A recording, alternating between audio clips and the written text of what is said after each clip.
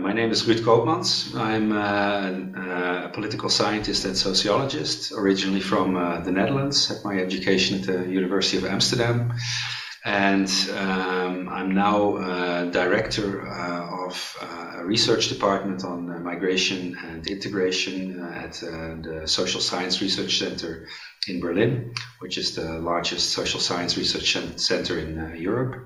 And I'm also a professor of sociology at Humboldt University. And my talk at the Rotary Club in Berlin was about religious fundamentalism among Muslim immigrants in Western Europe. It's quite striking that even though there's a lot of attention for Islamic radicalism worldwide, there's actually very little known about the degree to which fundamentalist religious beliefs and hostility towards outgroups are spread among Muslim immigrants in Western Europe.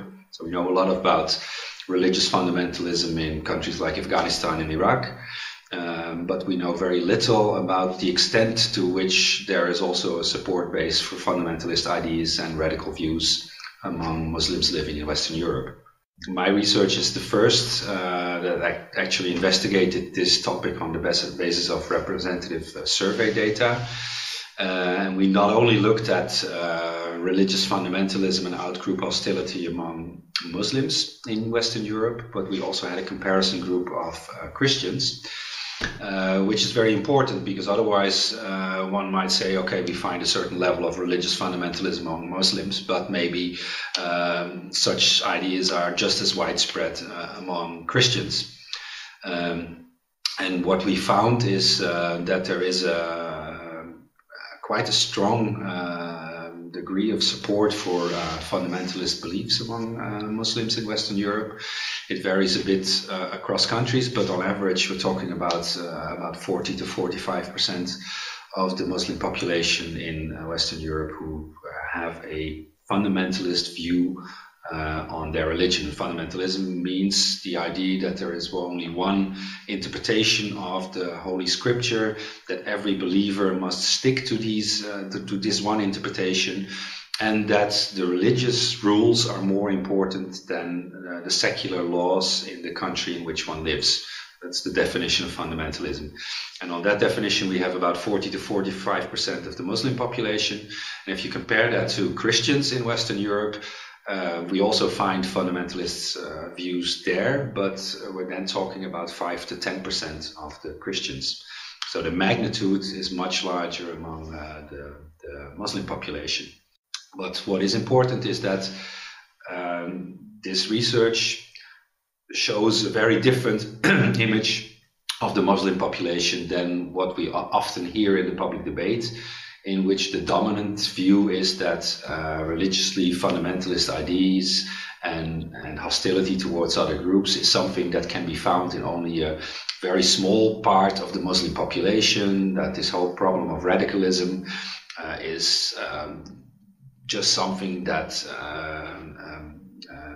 refers to a relatively small marginal group, and that most Muslims do not support such ideas. And that is something which one can say in the base of this research, which is not correct. It is very important to realize that when we're talking about Islamic radicalism, we're not talking only about a very small group of people, say in Germany, for instance, about 600 or so, who have actually gone to Syria and Iraq and have been involved in violence. There is a much broader base of people who at least share a similar worldview, who share hostility towards the West, towards Jews. And there is also, as other research shows, about 10 to 15% who also say that under certain conditions they would be prepared to use violence to defend their religion. And it's important to move away from the idea that this Islamic radicalism has nothing to do with Islam, and is something that is irrelevant for the large majority of the Muslim population. I think it's very important for Muslim organizations also to acknowledge this, and to acknowledge that this is a problem that is situated not at the margins, but partly in the mainstream of Muslim communities in Western Europe.